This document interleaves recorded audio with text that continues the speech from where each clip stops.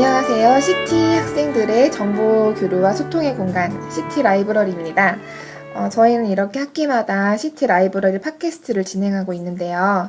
CT 학생들 간에 그리고 CT 구성원들 간의 소통을 도모하고 학교 밖에 있는 분들에게도 이렇게 정보와 이야기를 나누기 위해서 이렇게 학기마다 팟캐스트를 진행하고 있습니다.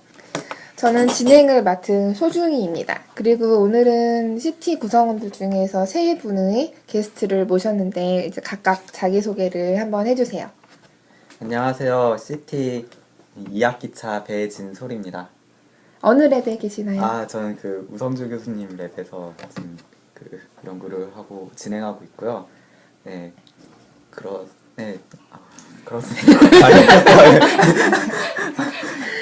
네. 참고로 배진솔 군은 카이스트 자대에서 수학과를 졸업해서 CT로 진학을 했습니다. 네. 네, 안녕하세요. 저는 데카르트 랩에 있는 최유리라고 합니다. 2학기 차입니다. 네, 반갑습니다. 네, 안녕하세요. 저는 CI랩에 있는 박사 3학기차 신정범이라고 합니다. 만나서 반갑습니다. 네, 반갑습니다.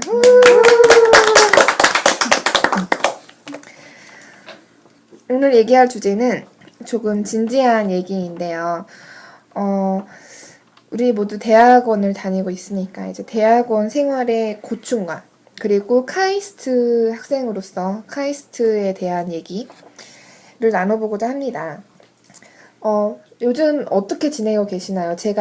저도 요즘 바쁘기도 하지만 요즘 주변에 보면 다들 힘든 시기인 것 같더라고요. 어떻게 지내고 계시나요?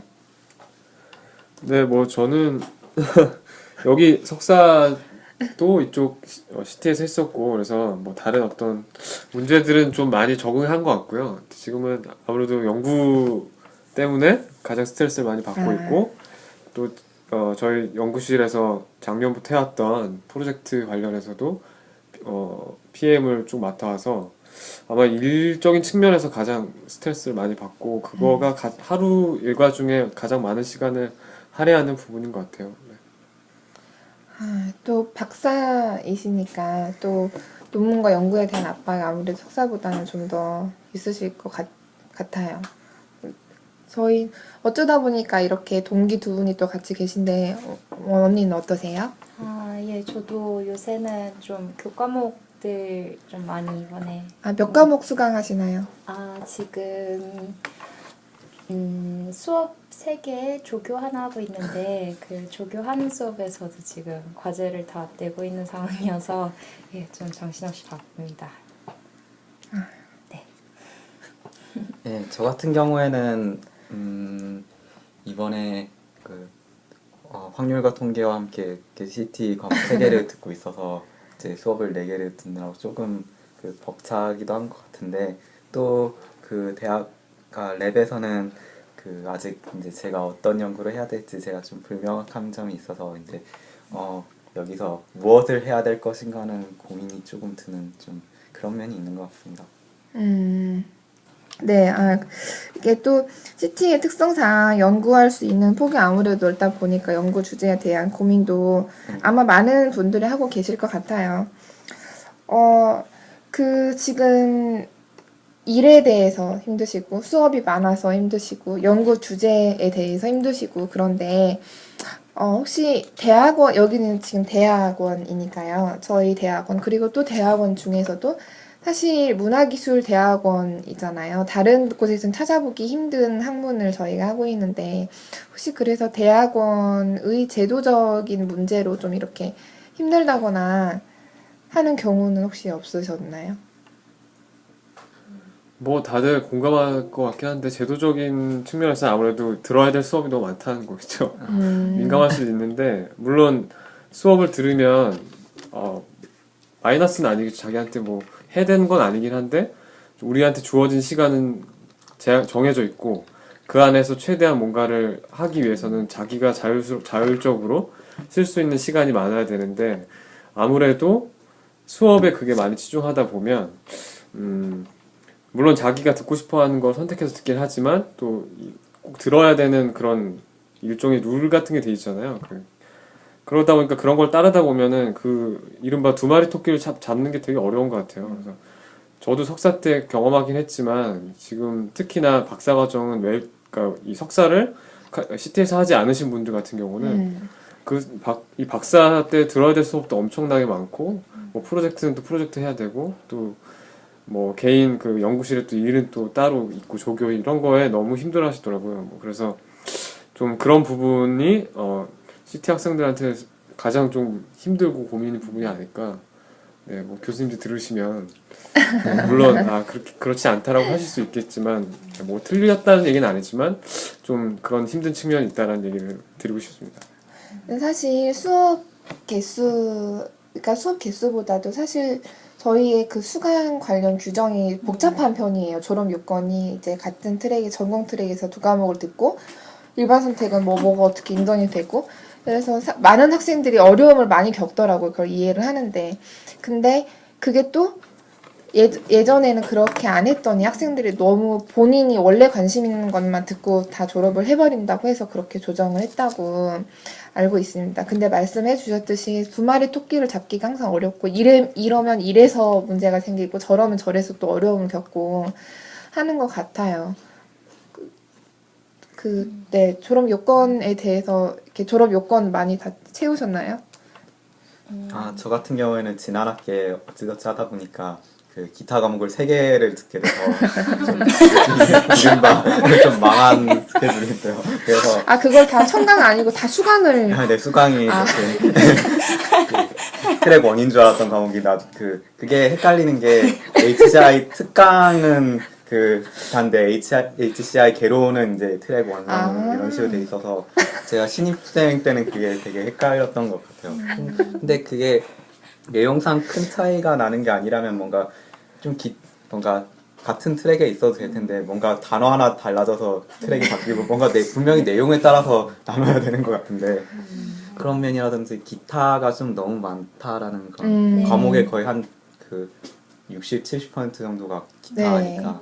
네. 사실 기타 선택을 들을 수 있는 학점이 적으니까요. 그러니까 과목 수는 많은데 학점은 적고 그리고 제가 느끼기에 상대적으로 인터디서플리너리 베이직 코스의 과목 수 자체가 굉장히 적어서 필수로 들어야 하는데 과목 수가 적어서 전 그게 좀 아쉬운 부분이었어요. 네. 말씀하시려던 게 있어요? 아니요, 그건 아니고. 아니고. 네. 뭐 행정실에 책임 떠넘기는 느낌 같긴 하지만 수업 듣기 전에는 이미 선생님한테 꼭 상의를 한번 받아보시는데 어떤 트랙이고 이런 건 되게 중요한 것 같아요. 네, 그런 것 같습니다. 네, 그렇죠. 이게 다른 대학원에서는 찾아볼 수 없는 시스템이라서 이제 많은 분들이 좀 그리고 사실 트랙 구별이 조금은 자의적인 면도 있고요. 이 랩이 하필 왜 이 트랙이어야 하냐. 그래서 저도 이제 다른 분들과 얘기를 하다 보면 그래서 거기가 트랙 1이니까 가려고 하면 그게 트랙 1이었어? 이런 경우를 종종 보거든요.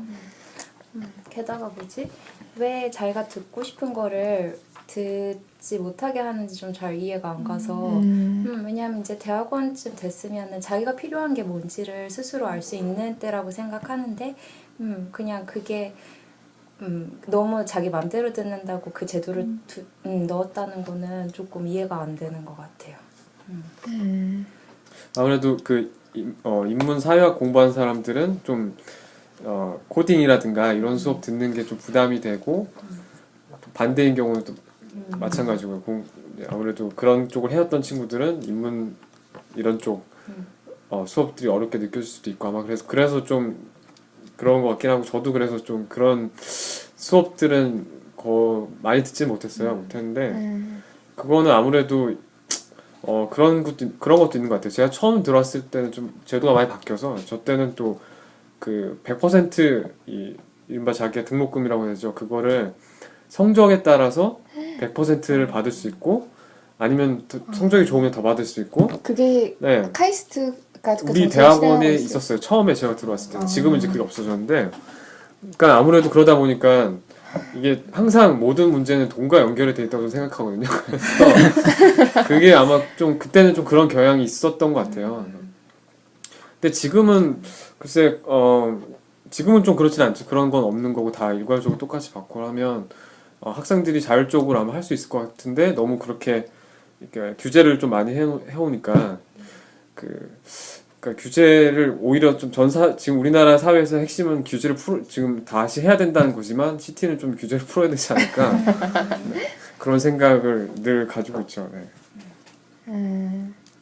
이게 그리고 앞에서 말씀해주신 내용이 이제 서로 그러니까 자신의 베이스와 다른 것을 배워야 할 때가 사실 힘들죠. 그래서 저번 팟캐스트 때도 잠깐 얘기를 했었는데 공대 베이스인 분들은 또 이제 인문학적인 걸 배워야 하겠고 예술 계열의 또 원래 인문학 예술 베이스였던 분들은 코딩을 해야 하고 그런데 사실 아름아름 주변에 이제 물어본 결과는 여기는 문화기술대학원이 아니고 문화기술대학원이라는 얘기를 많이들 하세요. 특히 이제 최유리 씨도 예술적으로 디자인으로 전공을 하셨고 원래 그러니까 배진솔 군은 원래 수학 전공이긴 하지만 그것도 엄밀히 말하면 공학은 아니니까요. 그래서 이제 본인이 전공을 생각해 봤을 때 여기에 와서 좀 어려운 점은 혹시 없으셨나요? 일단 코딩 부분이 이제 제가 좀 이제 제가 잘 하고 싶은 코딩은 그 프로세싱 쪽인데 그거 외에도 막 아두이노라든가 이런 거를 시키는데 하면서도 공대 친구들조차도 아두이노를 왜 배우는지 모르겠다는 얘기를 하고 그걸 가지고 만든 프로젝트는 컨셉적으로는 디자인 포트폴리오에 넣기엔 너무 유치하고 그리고 공학적으로도 정말 기초적인 단계인데 나는 이게 필요가 없는데 왜 이거에 내가 시간을 여기까지 할애를 해야 되나라는 생각이 가끔 들 땐 있는 것 같아요. 게다가 네, 그런 부분에서는 조금 속상할 때가 있는 것 같아요. 네, 저 같은 경우에는 이제 그 수학과라서 이제 공대는 아니고 자연대라고 할 수 있는데요.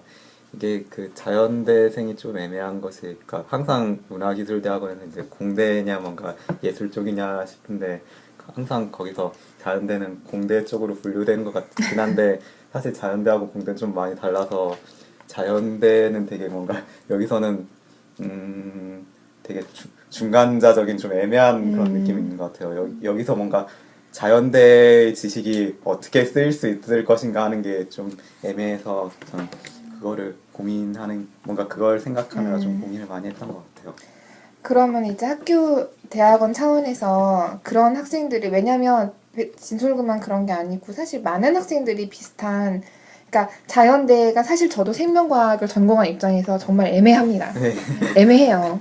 그래서 항상 중간자에 있는 위치이고 그리고 자연대가 아니라고 해도 이제 사실 공학적인 베이스가 없는 분들의 경우에는 아니면 아직 쌓이지 않은 분들의 경우에는 여기 와서 어려움을 많이 겪으시는데 그러면 대학원 차원에서 이제 그런 면을 좀 보완해주기 위해서 노력을 하고 있다고 느끼시나요? 아직 대학원을 오래 안 다녀서 그런지 모르겠지만 제가 생각하기에는 아직까지는 그렇게 눈에 띄게 뭔가 제도적으로 보완이 되고 있진 않지 않나라고 생각하는데요. 그래도 뭔가 혹시 모르니까 이제 기대를 갖고 찾아봐야죠.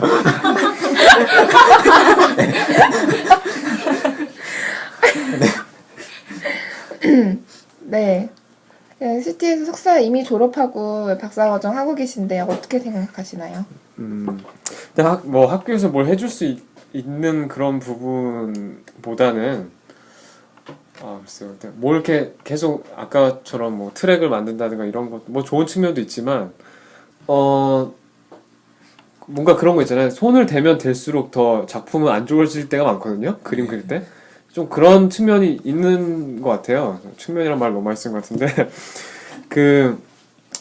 또 한 가지는 되게 우리가 아무래도 추구하는 게 융합이라는 뭔가 추상 명사를 많이 하는데 그런 융합의 프레임에 좀 갇혀 있지 않나라는 생각을 많이 하는 게 처음에 석사 들어올 때 뭐 어떤 친구는 그럴 수도 있고 어떤 친구는 안 그럴 수도 있지만 뭔가 새로운 걸 해보겠다라고 왔다가 뭘 어떻게 배울 때도 없고 뭐 딱히 누가 가르쳐주는데 안내해서 되게 좌절하는 친구들도 많고 그래서 중간에 나간 친구들도 많았어요.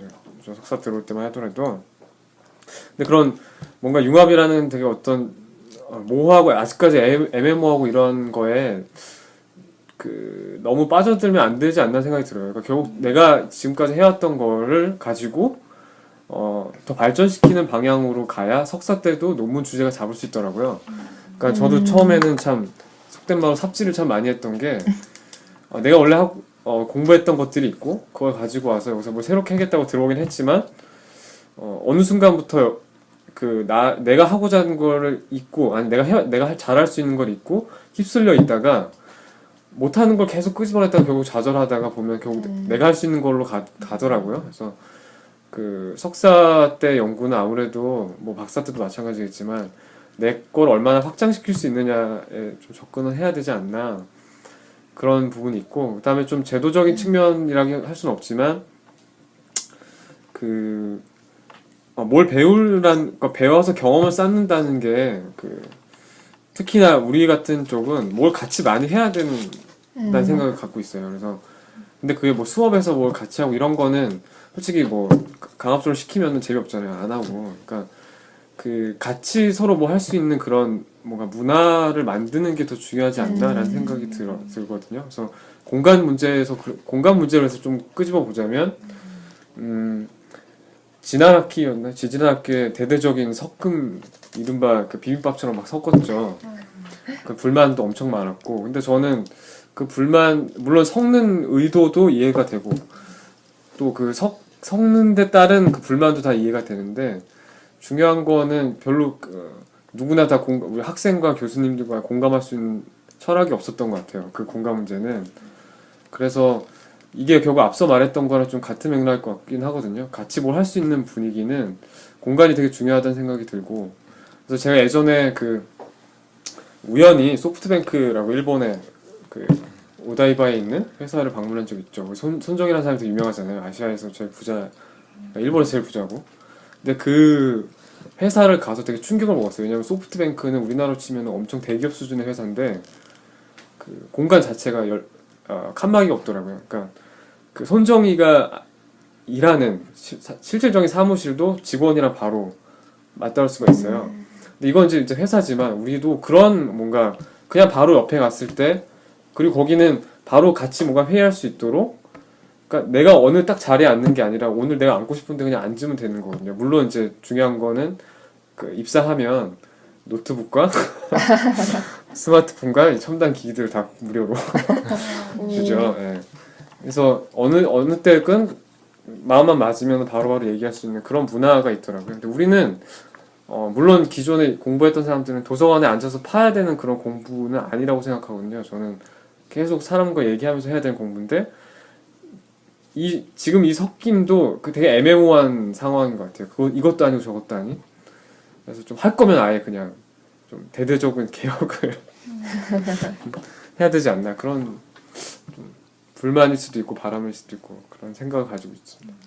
저도 그런 공간을 트게 해놓는 경우를 예전에도 보고 해서 이제 어떤 장점과 어떤 효과를 기대하고 시행을 했는지가 충분히 이해가 되고요. 근데 아무래도 랩과 랩 간의 소통도 당연히 중요하지만 기본적으로 저희가 대학원 생활을 하고 연구를 하는 이상 랩원들끼리 소통을 해야 할 경우가 많기 때문에 사실 그 부분은 사람들이 불편해할 수가 있고 또 이제 랩별로 쓰던 프린터를 이제는 이제 다른 랩 사람들이 같이 쓰기 좀 그러니까 하나를 더 사니까 자꾸 막 한 방 안에 프린터가 3개가 있고 내가 뽑히는 프린터는 저기에 있으니까 저기에 가서 가져와야 되고 이런 경우도 생기고 조금 그래서 사실 하나의 보완책이라고 한다면 예를 들면 이제 랩별로 모여서 어떤 연구를 하고 있는지 간단하게 얘기를 하는 세미나 시간을 정기적으로 만들어서 갖는다든가 하면 또 그렇게 소통을 할 수 있는 하나의 길이 되겠죠. 그 점은 참 많은 학생들이 더 어려움을 겪고 있을 거라고 생각을 합니다. 그리고 확장에 대해서 말씀을 하셨는데 교수님들께서도 그렇고 걱정을 하시는 부분이 그러니까 코딩을 하는 학생은 여기에서 코딩만 하다 결국 나가서 또 코딩을 하고 예술을 알던 학생은 여기 와서 예술에 관련된 걸 하다가 나가서 또 예술만 알고 나가고 하는 거를 안타까워 하시는데 사실 본인의 베이스를 이렇게 버리거나 방향을 완전히 틀기는 어려운 것이고 말씀해 주신 대로 이렇게 융합적인 마인드를 배우고 사람들과 같이 뭔가를 이루어내는 법, 그 마인드와 그 법을 배우는 게 아마 CT의 중요한 의의가 아닐까 생각을 합니다. 각자 내용은 좀 다르지만 힘든 부분들이 다들 있으시잖아요. 그럴 땐 어떻게 해소를 하시나요? 고민이 있을 때 어떻게 해소하는지. 아니, 스트레스를 받거나 고민이 있거나. 아, 별로 도움 안 될 것 같은데 그냥 자요. 잠이 최고 보약이죠. 맞아, 최고 맞아. 그냥 끝이에요. 아, 정말 좋은 방법입니다. 네. 네, 저 같은 경우에는 이제 친구를 만나서 이제 놀거나 이제 뭐 취미 생활을 하거나 취미생활 어떤 거? 전 뭐 만화 동아리니까 그림을 그리거나 그런 식으로 뭐 그냥 책 같은 거 뭐 쇼핑 같은 걸 하거나 뭐 그러고요. 그리고 또 뭐 한 가지 방법으로 엄청 맛있는 걸 먹으러 간다든지 그러면은 이제 그 기분이 좋아지니까 아니면은 그 자전거를 타고 산책 같은 걸 나가면 그게 괜찮아지는 그런 느낌이 있는 것 같아요. 그런 식으로 저는 그 고민이 있으면은 뭐 사실 이건 고민을 해결하는 건 아니지만 뭔가 기분이 안 좋아졌을 때 이런 식으로 하면 기분이 괜찮아진다 라는 것 같아요. 네, 기분이 괜찮아져야 고민을 해결할 힘도 나죠. 네. 다들 건조. 아유, 불건전. 저는 뭐 지금은 아닌데 예전에는 담배 피면서 담배를 많이 피면서 이제 긍정적인 생활로. 그러니까 저는 이제 석사 오기 전에 직장 생활을 잠깐 했었는데요. 그때는 이제 스트레스 엄청 받죠. 근데 그때 이제 담배를 피면서 좀 긍정적인 생각을 하면 이제 긍정적인 생각이 되면 이제 그때 술을 마시러 가고 막 이렇게 해서 하루의 스트레스를 풀었던 것 같아요. 근데 아무래도 카이스트 오면 이제 아무래도 집이 서울이다 보고 친구들도 다 서울에 있고 지금 직장 생활 다 거기서 하다 보니까 아무래도 사람은 사람이랑 만나야 좀 이렇게 풀리는 게 있는 것 같아요. 혼자 아무리 길을 쓰고 해봤자 잠은 잘 될 것 같은데요. 자전거 타고 이러면서 하다가도 막 막 엄청 밟아야 되나? 하여튼 그러니까 사람과 사람 풀어야 되는데 또 여기 오면 또 그러기도 쉽지가 않더라고요. 뭐 만나서 술 한잔 한번 이렇게 마시기도 아무래도 다 바쁘기도 하고 또 이 카이스트가 보면 무슨 약간 거대한 그 감옥처럼 네. 그래서 요새는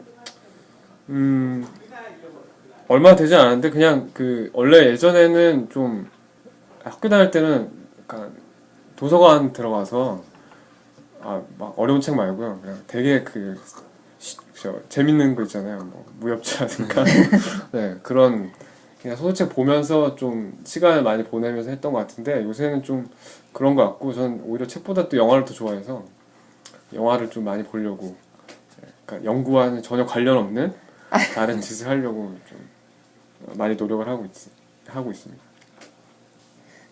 힘들 때 혹시 힘들 얘기가 나와서 말인데요. 학교 내 심리상담 콜센터 7942가 있습니다. 친구 사이라고 번호를 부르던데 혹시 알고 계신가요? 7942 콜센터? 화장실을 보면 네. 화장실에서. 알고는 계시죠. 일단 눈에 보이니까. 혹시 이용을 해보신 적이 있나요? 이용은 해본 적 없고 그냥 보면서 저기 전화 걸 정도는 되지 말아야겠다. 경각심을 항상 갖고 있죠. 저 같은 경우에는 뭐 저도 이용해 본 적은 없긴 한데 여기서 이용해 보기가 힘들다라고 생각되는 이유가 사실 고민 같은 건 되게 개인적인 경우가 많은데 그런 걸 친구한테도 이야기하기 힘든데 전혀 본 적이 없는 남한테 이야기를 한다는 게 뭔가 그런 딱 전제가 있으니까 좀 그 정도까지 고민은 아닌 것 같다 그냥 혼자서 해결하자 이런 식으로 돼서 정작 또 그 정도가 되면 뭔가 되게 아예 그런 생각 연락을 해야겠다는 생각 자체가 안 들어서 또 그렇게 또 심한 고민 같은 건 또 더더욱 남한테 이야기하기 힘든 뭐 그런 것도 있어서 제가 생각하기에는 저번에 최수천 교수님이 강연 때 말씀하셨던 것처럼 그러니까 상담원이나 이런 사람들이 좀 평소에 뭔가 그 사람들하고 대화할 수 있는 그런 것이 있으면 좋겠어요. 그래서 거기서 사례로 든 게 뭐 사감 선생님이 사감 역할을 한 적이 있었는데 그때 하는 일이 별거 아니고 그냥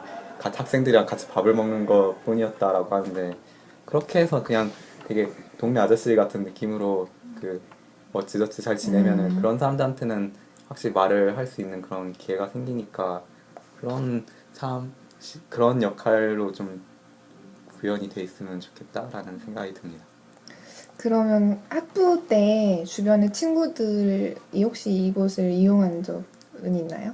제 친구 중 한 명이 이용해 본 적이 있는 것 같은데 아마 이것인지 아니면 클리닉 쪽이었는지 잘 모르겠는데 그 친구는 어쩐 일인지 조금 불만족했던 것 같은데 아마 그 이유는 잘 기억이 나지 않는 것 같습니다.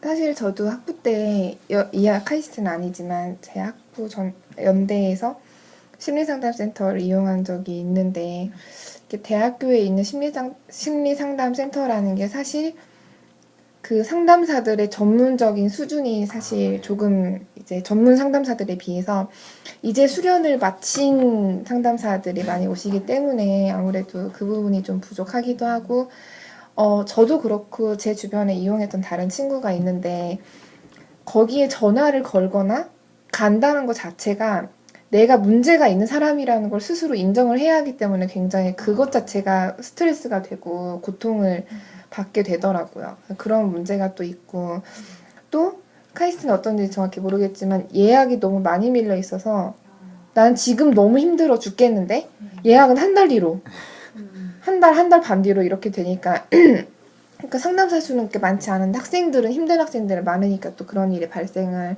하더라고요. 그래서 저도 상담사 게다가 시간이 제한이 있으니까 굉장히 아직 공부 중인 상담사 분이랑 시간에 쫓기면서 그렇게 얘기를 하고 나오는데 오히려 더 슬퍼졌어요.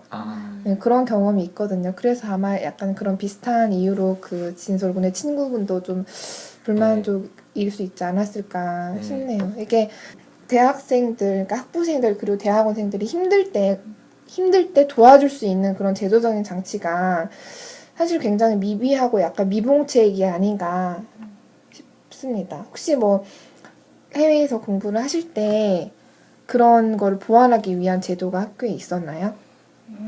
저희 학교가 없어서 사실 오기 전에 유학했던 다른 사람한테 좀 물어보고 싶긴 했는데 네, 저희 학교는 없었던 걸로 알고 있고 뭐 뭔가는 있었을 것 같은데 제가 아는 것 중엔 없었고 저도 지금 아까 진솔군이 얘기했던 것처럼 진짜 주변에 있는 사람들이 사실 좀 챙겨주는 게 제일 이상적인 것 같다는 생각은 들어요. 그러니까 유학할 때 진짜 힘든 친구들도 많았고 또 예술학교인데다가 딱 카이스트 같이 저희 학교가 이렇게 놀 데가 없고 그냥 그 동네 안에서 다 해결을 했었는데 이게 겨울방학 때 되면 우울증 걸린 친구들도 많이 나오고 오히려 좀 약간 한가해지면은 계속 그런 친구들 많이 봤는데 주변에서 결국에 이렇게 챙겨줬을 때 좀 많이 나아지는 것 같고 저도 거기서 서로 되게 많이 의지를 했어서 네 역시 가까운 사람들이 알아주는 게 제일 좋긴 한 것 같아요. 네. 안타깝네요. 사실 고통받는 건 외부적 요인이 아무래도 많은데 뭐 대학원 생활이나 랩 생활로 힘들고 해도 이제 사람들끼리 다독이는 게 맞는 말이지만 왠지 조금 슬프네요. 네.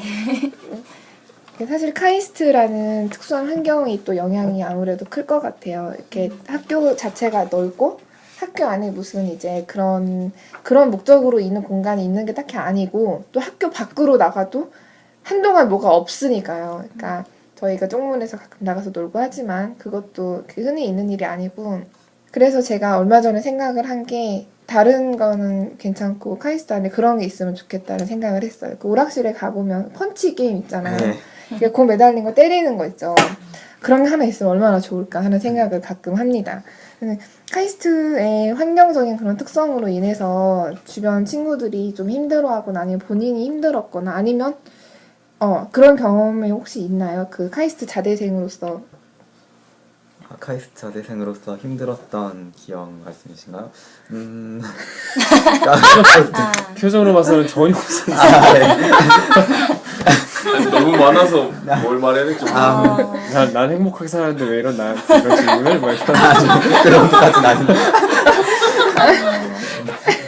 저도 나름의 고민이 있었는데 예를 들면 저 같은 경우에는 뭐 학사 때 그렇게 막 성적이 썩 좋은 편은 아니었는데 저희 학교는 제도상 그 공부를 못하면 돈을 많이 내야 되는 제도이기 때문에 뭔가 되게 그 공부를 못하면 뭐 그 자체도 굉장히 뭔가 굴욕인데 뭔가 경제적으로도 뭔가 굴욕을 당하는 뭔가 그런데 굉장히 물론 그것 때문에 공부를 열심히 해라 뭐 이런 느낌이긴 한데 뭔가 역으로 뭔가 에이 이런 취급 받아야 그냥 다 때려쳐 막 이런 느낌도 들어서 이게 지금은 그게 조정됐어서 다행이지만 뭔가 그런 고민이 있었고 그래서 저는 오히려 더더욱 그 성적에 연연하지 말자 같은 식으로 뭔가 잘 바뀐 건지 좀 노력해야 되는 건지 좀 알 수 없는 방향으로 적응해 나가게 됐습니다. 그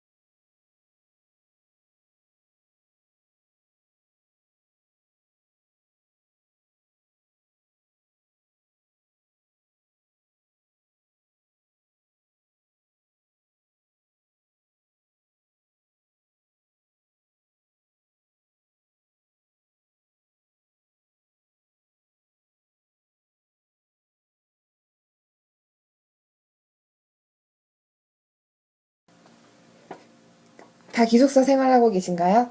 네. 아니요, 전 집에서. 기숙사 생활하면서 조금 혹시 답답하진 않으세요? 맨날 기숙사에서 이제 주무시고 거기서 생활하시니까 저는 개인적으로 조금 답답하거든요. 저 같은 경우에는 사실 저는 이제 과학고등학교를 나왔어서 지금 이제 거의 기숙사 생활이 7, 8년 그러고서 딱히 뭐 이제 기숙사가 그렇게 더 불편할 거 없는데요. 나이는 제일 어린데 기숙사 생활은 제일 길게 했네요. 네, 너무 해탈한 얼굴이에요.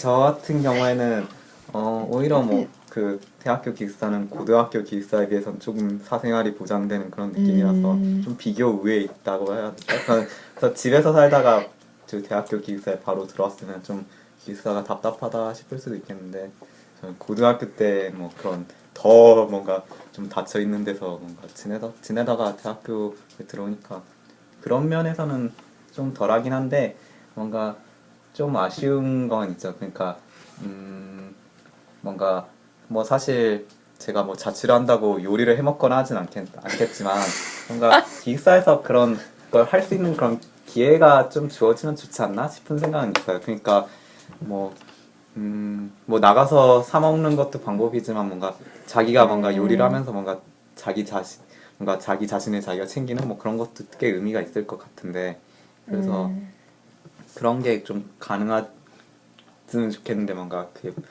못하는 게 좀 아쉽다. 약간 그런 느낌이 있습니다. 저도 똑같이 그게 굉장히 아쉬운 부분인데요. 그러니까 집에서 반찬을 보내주신다고 하면 이제 참 좋죠. 반찬을 먹을 수 있으니까. 그렇지 않고서야 도대체 사 먹거나 뭐 식당 밥밖에 없으니까요. 그리고 이것도 햇반 돌려 먹고 그 정도죠. 그리고 사실 매점도 거의 다 과자고 네. 과일 이런 거를 막 이렇게 잘 파는 것도 아니고 그냥 바나나 좀 있는 정도인데 이게 사실 카이스트 학생들의 입맛이 아무래도 좀 이렇게 뚜레쥬르에 가보니까 초코 케이크 80%더라고요. 아, 좀 이렇게 그리고 메이로가 이렇게 인기가 많고 한 걸 네. 보면 사실 카이스트 학생들의 입맛이 좀 수요가 있어서 공급이 그렇게 되는 게 아닌가 싶긴 하지만 저도 기숙사에서 조금 그러니까 학교에서의 그 본업 외의 기숙사에서는 이제 생활을 하는 거니까 말 그대로 생활관이잖아요. 네. 그래서 좀 요리를 좀 하고 그렇게 본인의 생활을 챙길 수 있는 공간이 됐으면 좋겠어요. 네. 그런 시간이 사실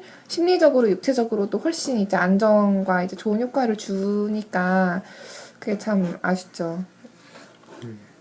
네, 저는 뭐 대학 때도 기숙사 생활을 한 적은 없고 집에서 다니고 석사 때 와서부터 이제 기숙사 생활을 한 건데요. 일단 공기부터가 답답해요, 되게. 딱 들어서는 순간 살 수 있나? 여기?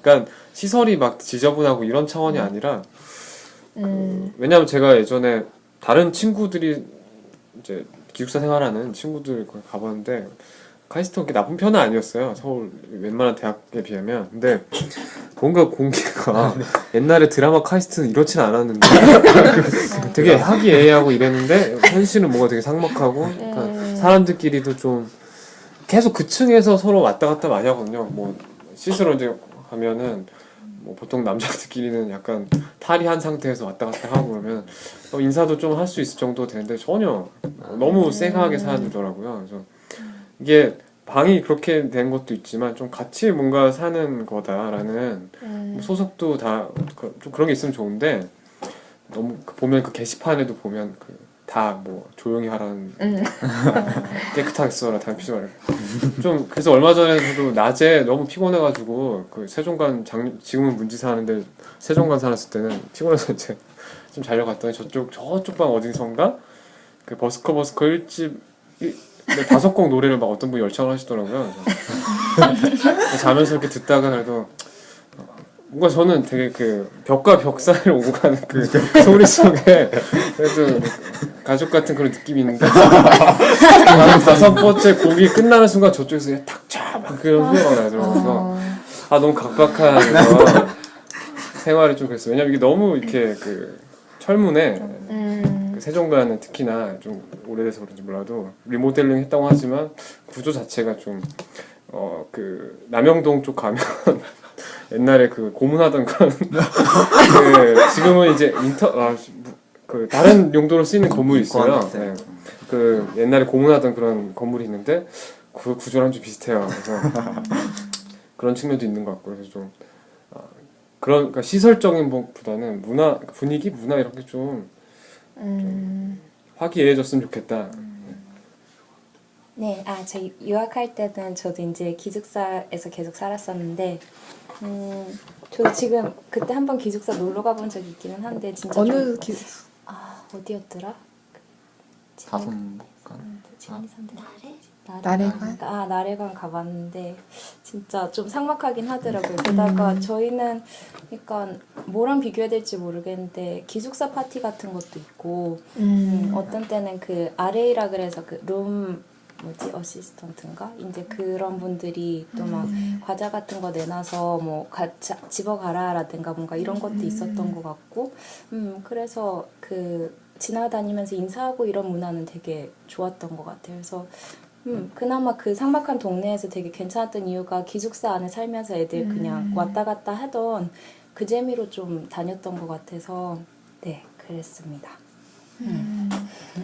그런 제도가 여기도 있으면 좋을 텐데 사실 룸메이트 말고는 누구랑 얘기할 일도 없고 그리고 기본적으로 다들 굉장히 바쁘고 스트레스를 받은 상태여서 좀 곤두서 있는 것 같아요. 그러니까 플러스 만날 기회가 그냥 아예 없고요. 그런 기회라도 있으면 방금 말씀해주신 그런 기회라도 있으면 조금이라도 이제 안면이라도 익힐 텐데 그런 것도 아니니까 다들 그냥 곤두선 상태로 빨래하러 갈 때 보면 다들 지친 표정으로 다니고 있고 빨랫감 이렇게 들고 가시고 하더라고요. 참 그리고 룸메이트조차도 그러잖아요. 최고의 룸메이트는 없는 룸메이트라고. 아, 네, 그래서 저는 저번에 이제 기숙사에서 샤워를 하는데 샤워실 바로 옆에 세면대가 있는데 그 세면대에서 어떤 여자분이 좋은 날을 부르시더라고요. 이렇게 허밍으로, 아니 허밍이 아니고 이렇게 막 한 번도 못했던 이렇게 좋은 날을 부르시는데 전곡을 열창하시는 걸 보고 옆에 칸에 계시던 분이 툴툴툴 하시더라고요. 아, 시끄러워. 이러면서 아까 말씀하신 그런 것처럼 이게 사실 모든 부분에서 그런 것 같아요. 좀 더 우리가 이렇게 좀 친절한 마음을 가지면 좋을 텐데 우리가 그러기 힘든 상황이면 개인적으로 그런 약간 그 제도적으로 좀 그런 걸 보완해주는 부분도 있으면 좋을 텐데 뭔가 홀 매니저라든가 층마다 이렇게 뭔가 조교 뽑듯이 뽑아서 그게 있나요? 그 네, 회의에 우리 대해서는? 그 아까 얘기한 RA가 약간 그런 역할인데, 그 사람들 많진 않았지만 이제 그 홀마다 한 명씩 있어서 그 사람은 문을 항상 뭔가 열어둬야 되고, 누군가 오면은 꼭 상담해주고 얘기해줘야 된다라든가 이런 게 있어서.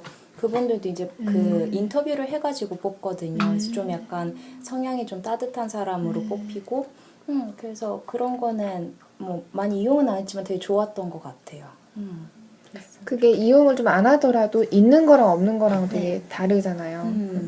그러니까 뭔가 문제 생겼을 때 이렇게 가서 물어볼 수 있는 사람도 있고, 네, 좋았던 것 같아요. 그러니까 주변에서 보신 경우 중에 혹시 학생이 스트레스를 너무 많이 받고 너무 힘든 나머지 조금 극단적인 선택을 하려고 하는 경우를 혹시 보신 적이 있나요?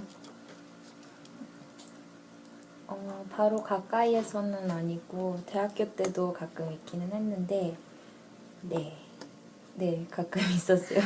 워낙 좀 동네가 우울해서. 왜 우울한가요?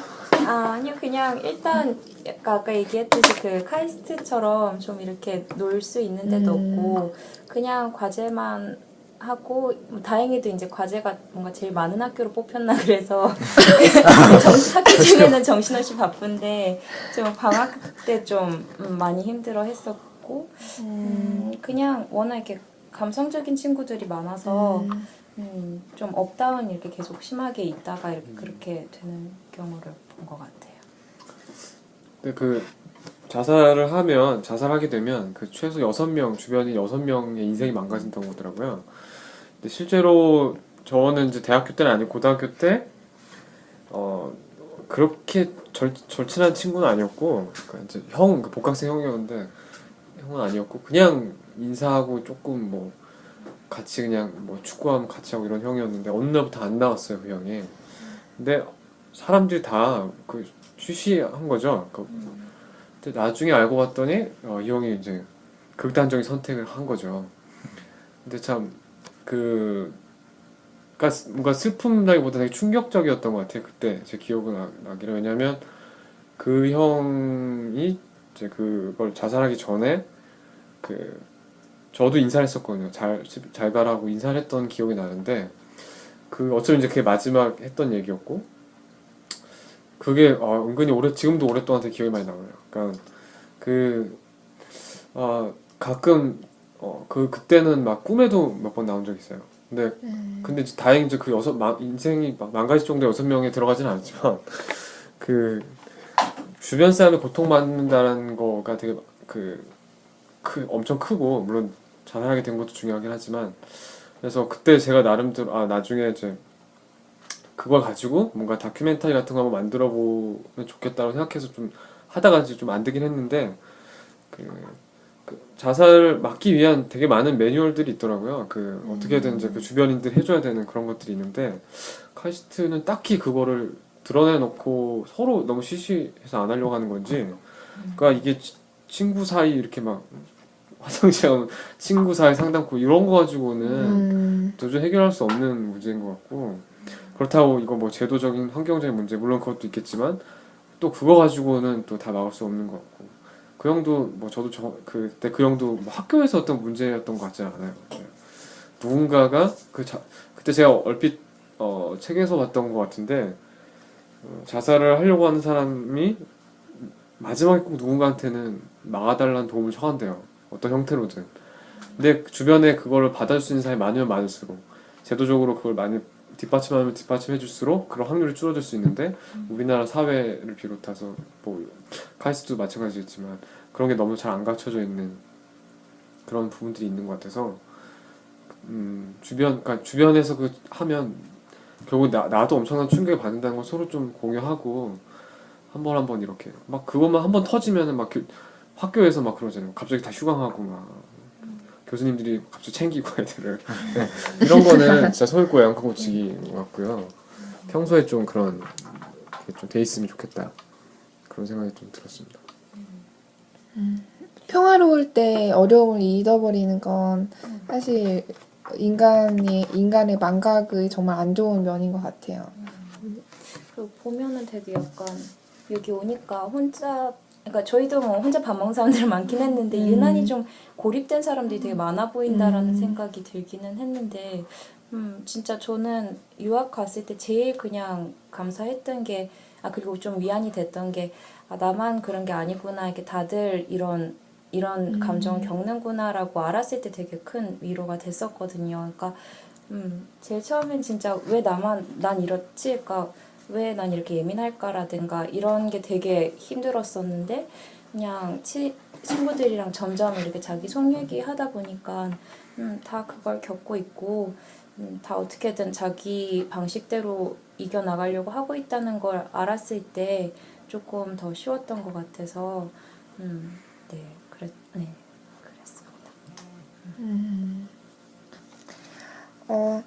제도적으로 뒷받침을 해줄 수 있고, 하지만 사실 가장 기본적인 가장 좋은 방법은 옆에 사람에게 조금 더 관심을 가지고 한마디 말이라도 더 건네고 안부를 묻고, 이런 조금만 생각을 하고 조금만 더 마음을 쓰면 할 수 있는 일들이 사실은 굉장히 큰 기적을 만들어낼 수 있는 것 같습니다. 그리고 걔 옆에 있는 개인에 대해서도 그렇고 본인이 하고 있는 일에 대해서 그런 진심과 책임감을 가지고 조금만 더 그런 마음을 가지고 임한다면 많은 슬픈 일들을 막을 수 있지 않을까 하는 생각이 듭니다. 카이스트는 과학고 출신 학생들이 굉장히 많죠. 근데 과학고라는 환경 자체가 사실 기숙 생활을 하면서 거의 바깥 세상과 거의 분리가 되어서 공부를 위주로 이제 생활을 하는 곳이고, 또 거기에서 바로 이렇게 또 지리적으로 사실 고립돼 있는 카이스트에 와서 생활을 하게 되면, 물론 과학고 출신 학생들의 입장에서는 조금 억울할 수 있지만 사실 삶의 그런 이제 힘든 경험을 공부 외에 다른 부분에서 하기가 조금 힘들 수 있지 않나 생각이 되거든요. 그리고 공부를 이제 주로 하는 친구들이 아무래도 많으니까 이제 공부라는 면에서 조금이라도 이제 실패를 겪게 되면 또 그게 굉장히 심리적으로 위협을 많이 받고, 그래서 많은 힘든 사람들에게 도움이 될 수 있는 얘기는 사실 실패해도 괜찮아, 조금 못해도 괜찮아 라는 말이라고 생각을 합니다. 근데 사실 과학고 출신에서 이제 바로 카이스트에 오고 하면 공부를 하면서 이제 사실 과학고에 갔다는 것 자체가 공부를 잘 했다는 증거이고, 과학고에서 카이스트로 왔다는 것도 또 마찬가지로 공부를 잘 했다는 증거인데, 이렇게 삶의 다른 부분에서 또 사실 경험을 해보면 좋은데, 그럴 수 있는 기회가 아무래도 좀 적기 때문에, 혹시 진솔군은 카이스트에서 자대를 졸업하고 이렇게 CT를 왔는데, CT에 오니까 좀 이렇게 CT에 와서 다른 사람들의 경험을 들으면서 좀 어떤 기분이 들었어요? 그 카이스트 학부 때에 비해서? 그게 이야기를 하면서 살짝 느낀 게 사람들이 좀 덜 뻔하다 같은 느낌이 있었어요. 그러니까 그냥 수학과에 있다 보면은 뭔가 뭔 얘기를 해도 결국 뭔가 사람들이 대답이 다 똑같고 뭔가 그냥 다 예상이 돼서 뭔가 그런 느낌이 있었는데 여기서는 확실히 다양한 베이스의 사람들이 많이 있어서 그런지 뭔가 되게 생각지 못했던 부분을 듣게 된다던가 그런 경우가 많아서 유익했다라고 할 수 있겠네요. 그 전공도 당연히 그렇고 또 다른 곳에서 다른 경험을 많이 하고 오신 분들이 또 많기 때문에 어쩌면 이제 공부를 열심히 하면서 계속 이제 공부를 메인으로 잡고 살아왔던 학생들에게 어쩌면 CT인들의 그런 예전의 경험이 같은 학교에 있는 입장에서 조금 이런 삶도 있다, 이런 삶의 방식도 있고, 이런 다양성이 있다. 근데 그게 괜찮다, 그래도 좋다는 걸 조금 알려줄 수 있으면 좋지 않을까 하는 생각이 듭니다. 사실 카이스트 자대생이라는 특수 환경이 있긴 하지만 다른 분들도 학부에서 어떤 특정 전공을 하시고 이런 이제 다양성이 있는 곳에 오신 거잖아요. 그래서 네. 네, 뭐 아까 그 진솔 씨 말 맞다나 이제 덜 뻔하다. 왜냐하면 저도 제 전공한 사람들끼리 얘기하면 무슨 말할지 다 그냥 약간 수학한 사람이 수학적인 뭔가 얘기를 하면 대단해 보이고 저렇게도 생각할 수 있는 재밌네 이런 게 있어요. 뭐 예전에 한번 되게 재밌었던 게 한 친구가 그 어떤 수업을 들었는데 교양 수업을 들었는데 약간 보는 거는 무엇인가라는 그 아마 철학하시는 교수님이 던질게 그러니까 보통 인문대학은 보는 건 무엇인가라고 하면 막 철학적인 얘기 시작하는데 여기 이 학생들은 빛이 망막을 통과해 막 이렇게 얘기하더라는 거죠. 그래서 그러니까 그런 서로 다른 시점, 저런 다른 생각, 다른 관점 이런 것들을 가지고 있는 그러니까 서로 공유하는 게 되게 뭐 하찮을 되게 사소한 걸 수도 있지만 가령 아까 심각한 문제 어떤 상황에 놓인 친구들의 경우에 이런 사소한 것들이 바탕이 돼서 서로 소통할 수 있는 부분이 있는 것 같고 그래서 문화기술대학원 아니다 이렇게 뭔가 소속된 데를 이렇게 뭔가 좋은 점 얘기하는 거에 되게 막 너무 간지러워 못 끊는 근데 뭐 장점인 것 같아요. 큰 장점인 것 같아요. 저도 물론 여기 출신은 아니지만 꼭 여기가 아니더라도 어떤 한 집단에 계속 오래 있고 폐쇄된 데 있다 보면 사람은 좀 부정적인 쪽으로 빠질 수가 있는데 새로운 어떤 걸 사람들 만나고 문화를 만나고 그런 데서 생활하게 되면 좀 다른 활력을 찾는 느낌이거든요. CT의 뭐 좋은 점이라고 하면 처음엔 저도 석사 들어올 때는 참 막 좋은 부풀어서 그랬는데 지금은 이렇게 막 비관적이고 비판적이고 막 쏟아내는데 좋은 점은 진짜 그거 하나였던 것 같아요. 좋다는 말씀. 어쨌든 그건 좋은. 네, 그거는 대단한 장점이 있는 거예요.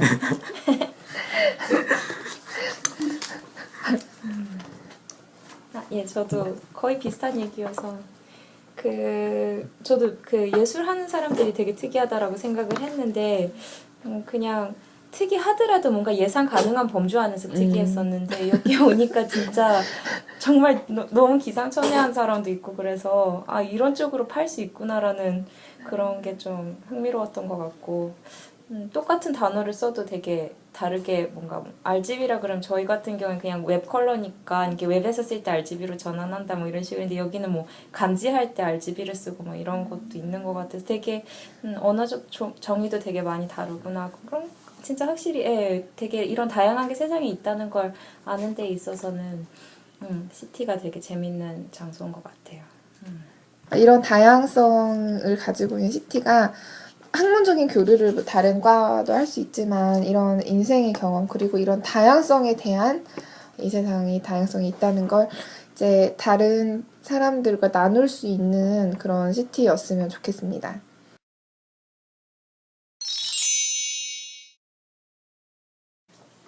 라이브러리 팟캐스트를 진행하고 있습니다. 저희가 게스트분들께 소개할 책을 준비해서 와달라고 부탁을 드렸는데요. 진솔 군부터 책 소개 좀 해주세요. 네. 어떤 책을 추천하시고 있나요? 제가 소개할 책은 이번에 제 친구가 소개해준 일종의 만화책인데요. 그 마스다 미리의 그 숫장 시리즈란 책인데 그게 이제 숫장이라는 캐릭터가 35살이에요. 그래서 이제 그 사람이 이제 그 가족들이 막 결혼하라고 압박도 많이 하고 막 직장에서 뭐 이것저것 고민도 많이 하고 뭐 그냥 그 혼자 살면서 이제 결혼을 할까 말까 뭐 이런 식으로 뭐 되게 그냥 이것저것 30살의 사람들이 겪을 만한 일들을 되게 그 진솔하게 잘 써서 뭔가 진솔하게. 네, 이입이 되더라고요. 그리고 뭔가 그러면서도 그런 고민들을 이야기하면서도 뭔가 그렇게 막 세게 말하지 않아서 그러니까 은은하게 말하고 있어서 되게 좀 읽으면서 불편하지 않는 뭔가 그냥 되게 잘 공감하고 뭔가 그 사람들의 고민을 좀 조금이나마 이해할 수 있을 것 같은 그런 느낌의 따뜻한 느낌이 들어서 네 그래서 그 정작 추천하신 친구분은 그 시리즈 중에 한 권밖에 안 읽었지만 전 굉장히 많이 마음에 많이 들어서 그 지금까지 나온 걸 다 사고 뭔가 그런 식으로 열렬히 막 읽었어요. 그 책을 처음 접한 게 시기가 언제였나요? 지난달쯤일 거예요. 그래서 저도 뭐 저는 사실 30은 아직 멀었지만 저번에 이제 유리 씨가 이제 말씀하시기를 이제 제가 24이라고 하니까 이제 이제 너도 20 초반은 아니구나라는 말을 하고 그래갖고 20 초반이 아니라면서 저 뭔가 필사적으로 그래도 뭔가 아직 반올림하면 20이니까 초반이라고 할 수 있지 않을까 했는데 그건 그렇지 않고 초반, 중반, 후반으로 나누면 중반일 수밖에 없는 그런 나이라고 하더라고요. 그래갖고 이거 뭔가 여기에선 제일 젊다고 해야 되지 어리다고 해야 되지 그런 사람이긴 한데 그래도 20 중반이니까 뭔가 슬슬 뭔가 그런 어른으로서의 자각을 해야겠구나 하는 그런 뭐 조금의 그런 생각이 들었다가 뺐어요. 그래서 이제 차근차근 고민들을 미리 할 필요는 없겠지만 이런 것들이 있구나라는 그런 식으로 알아보고 있는 중이에요. 아마 나중에 몇 년 뒤 읽으면 느낌이 되게 다를 것 같네요. 예. 그런 책은. 좀 이게 학부 때 읽었던 책인가 했는데 한 달 전이라고 하니까 나중에 읽으시고 또 그때 팟캐스트를 한번 예. 네. 그때도 불러주시기 바랍니다. 네, 저도 일단 마사미리 그 작가님이 쓰신 것도 되게 같은 좋은 작가님의 것 같고. 책을 아니 그렇진 아니요. 않았어요. 네. 네, 되게 좋은 것 같고. 그리고 원래 오늘 가져온 건 다른 거긴 한데 좀 맞추자면 저도 공감할 수 있다라는 게 되게 큰 부분인 것 같아서 아까 얘기한 것처럼 저는 예전에 좀 어릴 때이긴 했지만 에덴의 동쪽 읽을 때 거기에서 나오는 좀 반항하는 아이 심정을 이렇게 써놨는데 존 스타인백인가 그 사람이 되게 되게 쉽게 잘 쓰거든요. 근데 읽으면서 너무 걔 심정이 되게 이해가 가가지고 이렇게 느낀 사람이 나 말고도 이 세상에 있구나. 이 작가는 이런 사람을 약간 이해하고 썼구나라는 생각이 들어서 되게 큰 위안을 받았던 것 같고 그리고 약간 아까 얘기하고 싶었던 부분 중에 하나가 되게 저도 이렇게 이번 학기에 좀 제가 잘 못하는 프로그래밍을 많이 해야 되는 수업을 들으면서 되게 이렇게 좀 열등감이 처음으로 막 생겼거든요. 그래서 왜 똑같은 수업을 들었는데 얘는 다 이해를 하면서 넘어갔는데 나는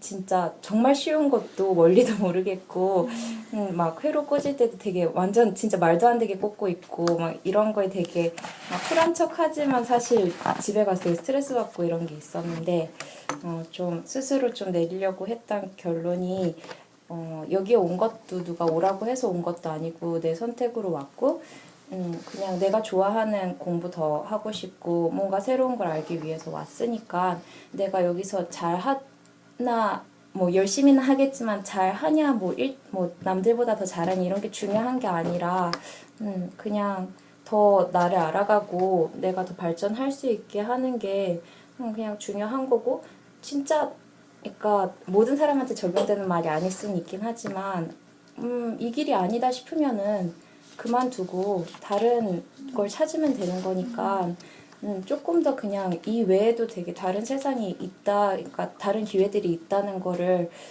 사람들이 좀 알았으면 좋겠다는 생각을 했어요. 저도 14살 때부터 사실 전 생명과학을 하고 싶었고 그래서 그 전공으로 거의 10년을 했고 심지어 대학원도 다녔었고요. 근데 자퇴를 이전 대학원에서 하고 전 여기로 온 경우이기 때문에 저도 정말 그 얘기가 남 얘기 같지가 않아요. 그래서 각자의 속도가 있는 거고 그리고 사실 저도 그래도 그동안 한 공부가 있는데 괜찮을까? 하는 생각에 정말 고민을 많이 했어요. 하지만 결과적으로 지금은 후회가 없고 굉장히 좋은 선택이라고 생각을 해요. 저도 사실 계속 과학고는 아니지만 이과였고 바로 이제 생명과학을 하는 대학교에 가서 계속 그 공부를 하고 대학원 진학을 거기로 하기까지 했었고 어쨌거나 한 과목만 계속 바라보는 셈인데 이제 알고 있어요. 이런 이제 다양성에 대해서. 네. 어떤 책을 추천하시고 싶나요? 근데 그냥 딴 거 해야 될 것 같아요. 왜냐면 이게 좀 보다가 갑자기 막 뭘 폭발을 시키고 막 하셔도 돼요. 다른 걸 할게요. 하셔도 돼요. 다 예. 그냥 좀 뭔가 잔잔한 거 해야 돼. 여기서 잔잔한 거 했으니까 좀. 대기업가로. 근데 이건 뭐 이거 괜찮은 책이어서 그냥 다른 걸로 소개를 할게요. 왜냐면 이미지 관리 해야 될 것 같아요. 네, 얘기해도 돼요? 네, 제가 원래 책 보면서 이렇게 운 적이 옛날에 초등학교 때 플란더스 이렇게 이유가 없어요. 그러다가 얼마 전에 봤고 정말 그냥 펑펑 쏟아진 책이 있었는데 그 아사다 지로라는 그 일본 작가의 그 카레 지다라는 책이 있습니다. 이 책은 크게 얘기하면 아버지에 대해서 이해할 수 있으면서 동시에 우리가 겉으로 이렇게 뭔가 뭐 숭배하기도 하고 하는 어떤 무형의 그런 가치가 이런 것들이 이면을 까고 보면 달리 보일 수도 있는 그런 얘기를 하고 있는 거거든요. 내용이 뭐냐면 그 바람의 검심이란 만화를 보시면 아시겠지만 그 시대와 똑같아요. 일본이 메이지 유신이 막 진행되던 시기에 그 이른바 시골의 탈번 무사가 그러니까 일본에서 탈번을 했다는 거는 엄청난 큰 죄거든요.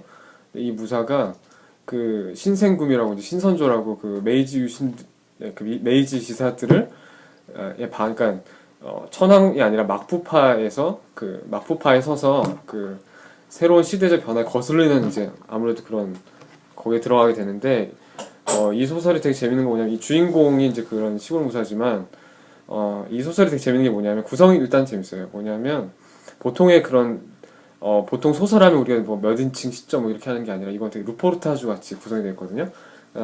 주인공의 자기 독백적인 이야기가 하나의 축이라면 이 시기가 지난 이후에 1900년대 초에 이 사건을 아는 어떤 기자가 이 주인공 가니치로라는 이 무사의 주변 사람들을 돌아다니면서 인터뷰를 따서 그 사람에 대한 얘기를 하는 거죠. 이게 이제 중첩돼서 같이 진행되는 건데 처음에 이 소설을 보게 되면 이 무사는 그냥 수존노예요. 어떻게든 돈을 그 사람 목숨 죽이고 가면서 돈을 벌어야 되는 이런 사람이고 그 이른바 사무라이 의라고 하는 큰 대의를 위해서 목숨을 벌어야 되는 이런 거랑 전혀 거리가 없이 멀어요. 그냥 어떻게든 돈을 모아야 된다 해서 처음에는 인터뷰하는 사람들한테 그런 쪽에 얘기를 하지만 하나하나 인터뷰가 진행되면서 왜 이 사람이 그렇게밖에 할 수 없었느냐에 대한 얘기가 나오거든요. 그게 뭐냐 하면 이 사람이 탈번하게 된 이유는 결국에는 하급 무사였고 돈이 없었고 가난했고 이 사람한테 사무라이 의는 무슨 대의, 천황 뭐 이런 막부 이런 게 아니라 당장 먹여 살려야 될 가족과 부인이었던 거죠.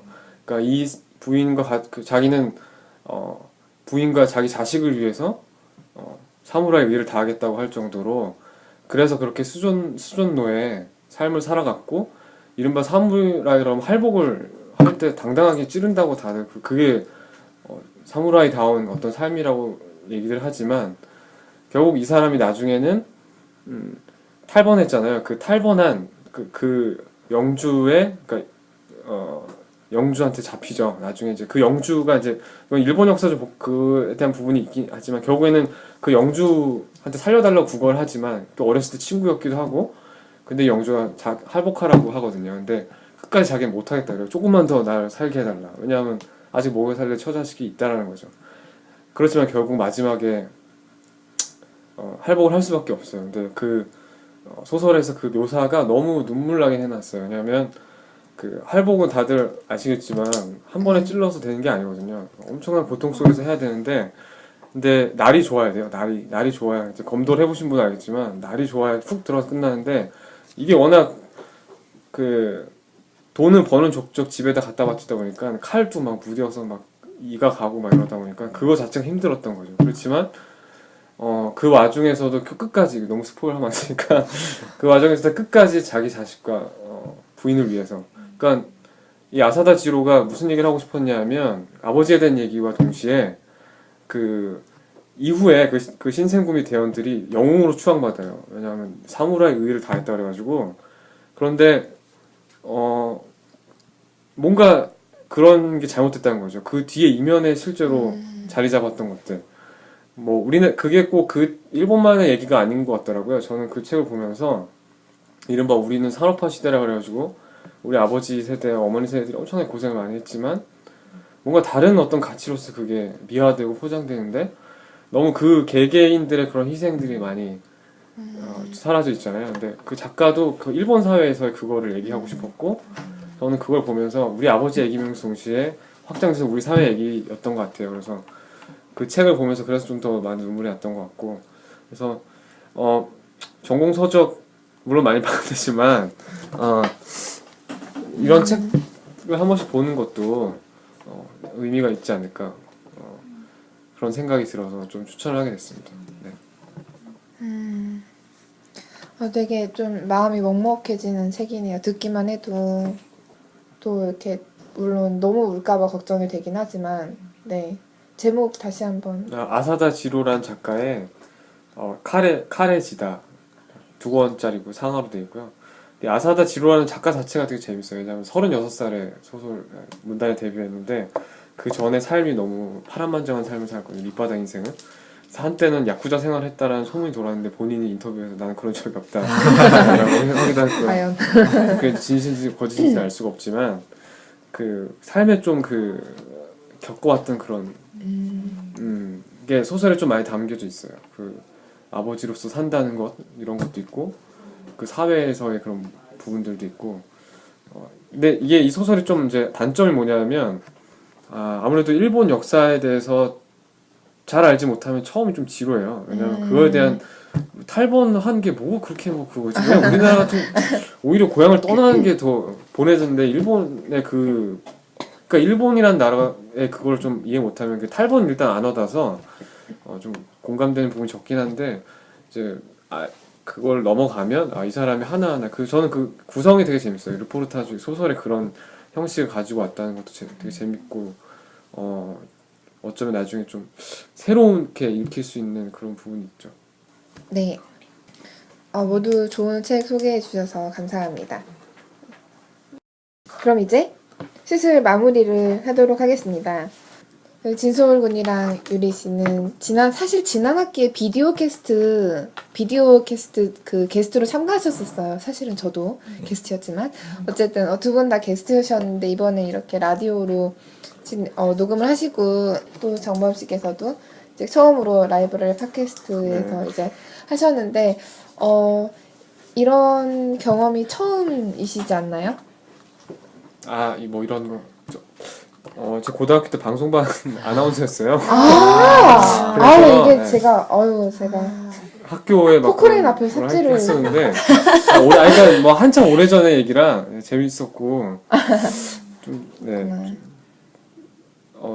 오랜만에 옛날 생각도 나고 옛날에 참 막 방송 그 목소리 나오고 이러면 자기 목소리는 오그라들고 이러잖아요. 제가 편집해야 돼요. 계속 들어. 계속 그러니까 저도 제 목소리 들으면 되게 오그라들거든요. 근데 하여튼 되게 오랜만에 재밌는 경험이었습니다. 네. 네, 저 같은 경우에는 뭐 저도 고등학교 때 뭐 전 방송반이라기엔 좀 애매하지만 전 방송 그 동아리에서 전 대본을 쓰는 역할이었어요. 갖고 뭐 전 대본을 쓰는 역할이니까 그렇게 막 방송을 했다라는 느낌은 없는데 그때 한 번 처음으로 이제 사실 그 대본이 미리 짜여져 있고 애들이 그냥 다 읽기만 하는 거여서 그냥 그랬었는데 한 번 제가 대본을 쓰고 제가 막 말한 적이 있었는데 그때 되게 재밌었었어요. 그래갖고 또 기회가 있었으면 좋겠다라고 생각했는데 거의 한 몇 년이 지나서 또 이런 기회가 생겨서 참 반가웠고요. 뭔가 모습은 보이지 않고 목소리만 들린다니 뭔가 생소하긴 하네요. 사실 전 방송을 해본 적은 있지만 의외로 또 라디오를 들은 적은 별로 없었어서 네 그래도 뭔가 가끔 그 음식점 같은 데서 들리는 그런 컬투쇼 같은 그런 라디오 방송을 들을 때 같은 그런 느낌을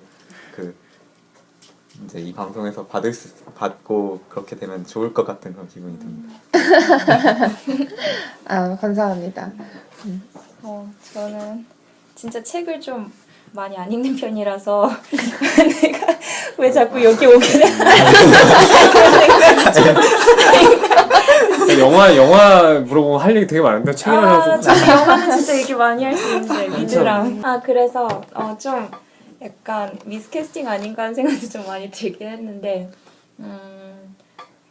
그리고 사실 저번에 거는 너무 민망해서 다시 안 봤어요. 죄송해요. 근데 되게 요새 좀 많이 바빴는데 이 중간에 짬내서 와서 얘기할 수 있어서 생각보다 되게 재밌었어요 오늘. 생각을 어떻게 하실까요? 죄송해요. 되게 근데 아무튼 결론은 되게 좋았다는 거. 네, 그거 중요한 거죠.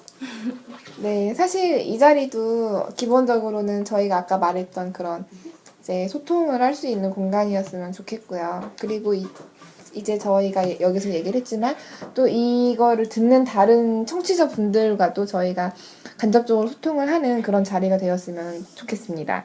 네, 오늘 시티 라이브러리 팟캐스트 2014년 봄학기 세 번째를 진행한 소중이였습니다. 그리고 패널로 참가해주신 시티 라이브러리 조교 김민석, 김주연, 도민석 씨, 그리고 게스트 신정범, 최유리, 배진솔 씨에게 다시 한번 감사를 드립니다.